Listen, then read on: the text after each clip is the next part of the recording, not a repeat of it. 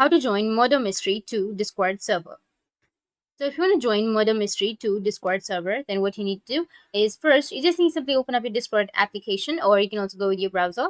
Now, make sure that you're logged into your account.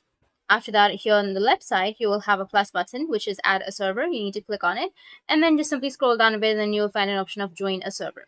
Click on it, and here you need to enter the invite link. So paste the invite link, which is discord.com/invite/murder mystery 2.